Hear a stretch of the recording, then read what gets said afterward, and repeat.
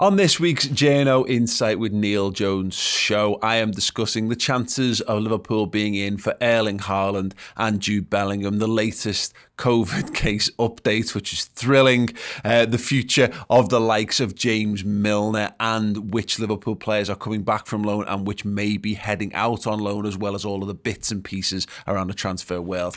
Get your questions in using our Discord server as a club legend on Redmen Plus, and here's a wonderful segment from that show to whet your appetite. Sadio Mane is an interesting one because he's, great goal at the weekend. It was a really good performance against Chelsea as well. He obviously jets off now. All the talk is all around Mohamed Salah. He's in better goal scoring form than he was last year. I think better form in general, Mane. 10 is he? I think he got 10 this season. Yeah. But he's kind of, we stopped talking about him. Yeah, I've written something along those lines after a game not so long ago. Might have been the Arsenal game. That it's a big contrast, isn't it? The sort of the fuss from both sides. The fuss, the amount of times Mohamed Salah's given an interview, or Jurgen Klopp's asked about Salah, and then you've got Mane, the quiet man, sort of nothing said, no agent, tweeting things, or no sort of rumblings really of anything. And I wonder about. It does make you wonder about it. And I know a lot of Liverpool fans are the same. Are Liverpool see it less urgent as a thing? Do Liverpool, are they not willing? Or not even considering it? Are they looking to get Salah done, and then you can gauge what you have to offer Mane, because I'm guessing they are quite closely linked. I don't think they'll be on the same amount of demands, but I imagine if you're going to give Salah a record-breaking contract, then you have to give Mane a pretty good rise as well. So it's difficult. I think there's a legitimate question to ask about whether you should cash in. I love Mane. I think he's an incredible player, and he's still one of those players, no matter what, and no matter how poorly he plays, and he does play poorly on occasion, not least recently.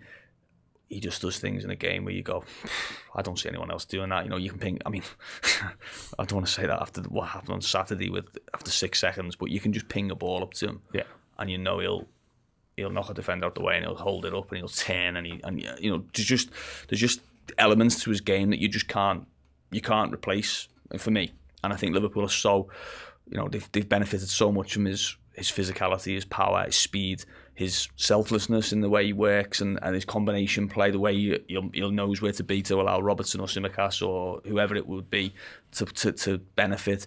They are big things to replace, but at the same time, I think you have to say his output has been falling. His output has probably been falling since 18-19 season, when he got a share of the Golden Boot with Salah, didn't he, and Aubameyang. His numbers aren't bad in terms of it feels like his output is falling in terms of putting the ball in the net and creating goals. But I think there is a legitimate suggestion that you might be able to get a good fee for someone like that with a year left on his deal and try and move the team in a different direction. It's an interesting... I wouldn't like to make that decision. Yeah. That's the way I'd put it. I think you're right. I think the idea that he's ever going to be Liverpool's main man again, unless it's a world where, like how Gerrard ends up our main man again in 14-15 because everyone else is gone, and he's well past his prime, but he's still a boss player. And it's whether you kind of hold on. Do you cash in while he's still got decent value, or do you double down and say, we'll sign you to a new contract, but if you do that today, he probably still wants more money than he's on currently. At 4 years or 3 years on top. Or do you say, well, we're looking to move beyond you, so you're going to start to be in a really good but rotational player, and then you maybe keep him on similar or similar wages. And I don't like the Mane versus Salah element to it all, but I do think he's paid a heavier price than anyone for Salah, because that's where he played to start with. He was player of the year for Liverpool, playing down the right, and then got moved to the left, and he's been brilliant from the left, but he never plays down the right. So I was watching that Leicester game, for example, and I was thinking, switch them and just try something different. Let's have Salah up against Castagna. I think it was Castagna who played right back, and let's have Luke Thomas up against Mane, because Luke Thomas, let's see how he handles Sadio now. But it doesn't happen. So Sadio gets left. Obviously, you know, Robertson is a different type of player to man. So you don't get Sadio with Trent, where Sadio just, sometimes all you have to do is you just roll a ball and Trent whips a ball in and you've been involved in a goal, you know, sort of by laying the ball to him. I mean, we see that a lot with I think it was Fabinho give the ball to Trent and you're saying, oh, he's got the hockey assist. Yeah, thanks for that. You know, but you know, I think I could see why he would be a little bit frustrated. Say, you know, I do a lot for this. I'll do an awful lot for this team. You know, like that you maybe don't appreciate. You know, okay, yeah, I get held up because I haven't scored in 8 games or whatever, and yeah, that is, you know, I wouldn't say unacceptable, but it's not ideal for a player who's playing at that level. But it would be hard. It'd be very, very hard for Liverpool to go down the same route as a Mane. I think they'd have to change the way they play.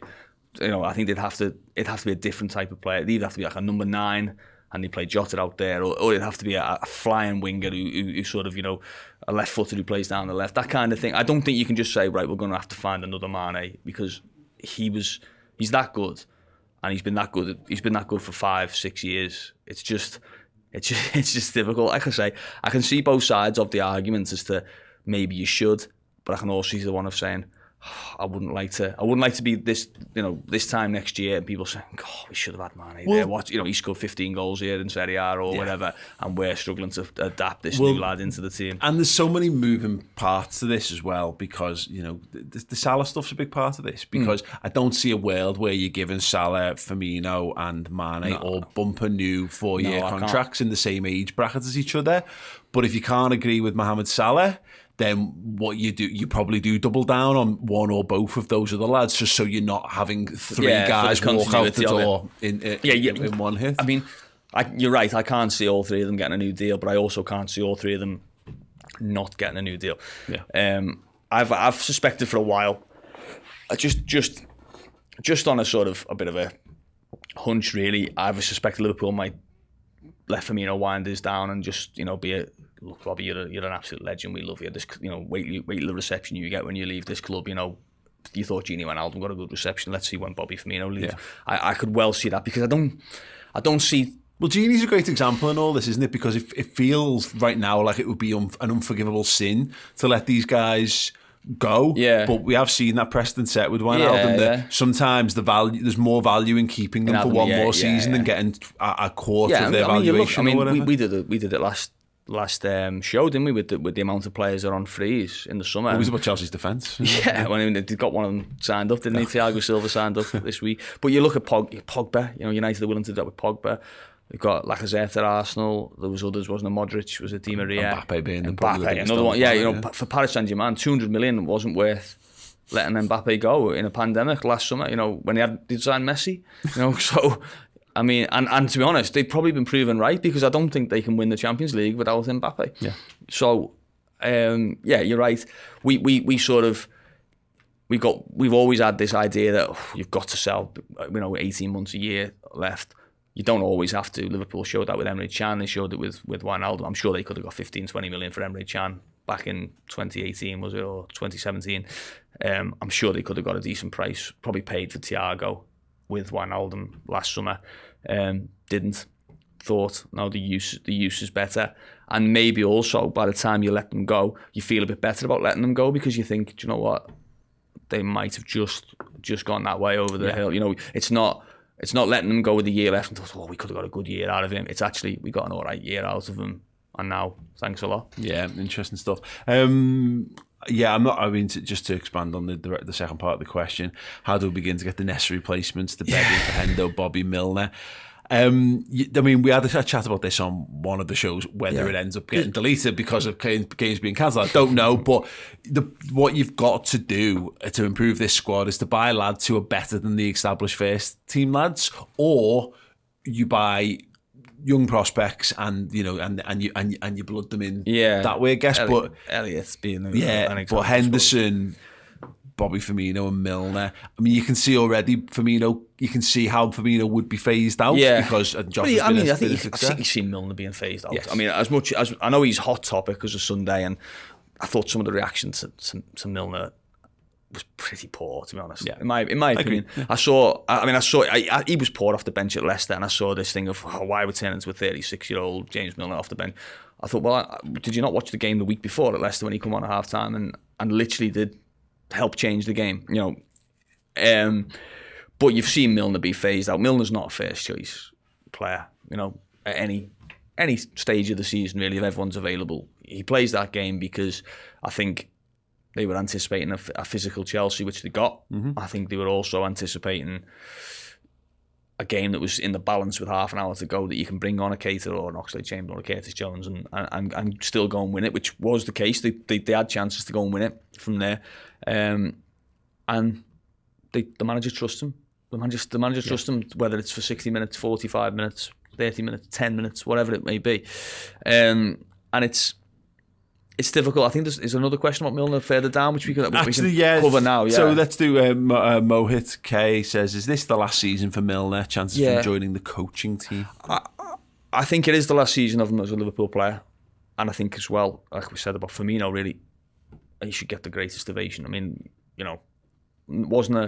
I wouldn't say he was the most popular signing when he signed. I wouldn't say he's always been the most popular player, but you just look at what he's achieved at Liverpool, and look at him. Look at Joe Cole as an example of a lad we picked up on a free transfer, English international, came great experience, having won all kinds of stuff at his time at Chelsea, but on paper probably a more exciting signing than James Milner, and how Joe Cole was the perfect summation of how Liverpool's transfer policy was a car crash, and Milner has come in and brought a level of perfect professionalism as well as tremendous ability on the pitch as well. Yeah, you're right. And you look back, he's played the season left back, whole season left back, slated for most of that season.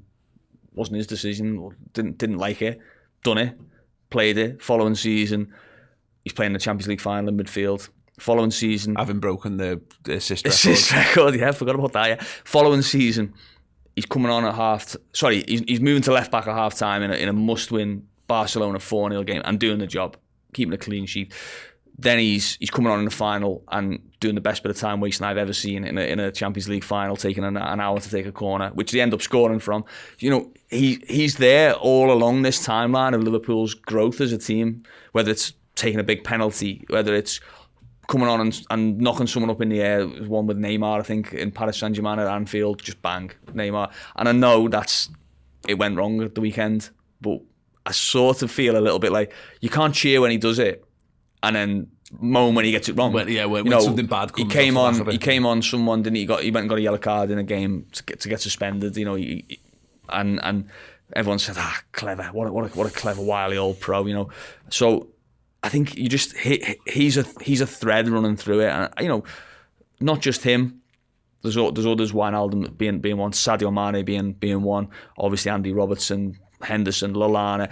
I don't think you can underestimate just how crucial they've been to Liverpool's growth as a team, because you don't go from, can we get top 6 this season? Do you think? Might have a little run in the League Cup, to look, we won 28 games out of the first 29. The league's wrapped up by December. And we're still wanting to win every single game. It comes down to people like James Milner and the standards they set. And to answer the question, I don't think he will carry on playing for Liverpool after this season, but I think he will carry on playing. So I don't think he'll join the coaching staff just now. I think he's got years left in him still. Check out the full JNO Insight show this week with Neil Jones, streaming exclusively on Redmen Plus. Head to the redmentv.com, sign up, get that show. If you join as a Club Legend as well, you get to send questions in via our Club Legend Discord server. Get up to date with everything happening off the field. The insight from Neil Jones each and every week on Redmen Plus. Hope you enjoyed the video, and if you want more from us, consider joining Redmen Plus, our Liverpool streaming service, like Netflix for Liverpool fans. Fantastic documentaries, interviews, features, and learn more about the culture of the club, as well as bonus Redmen shows as well. And if you join as a Club Legend, you get your name there, theredmentv.com.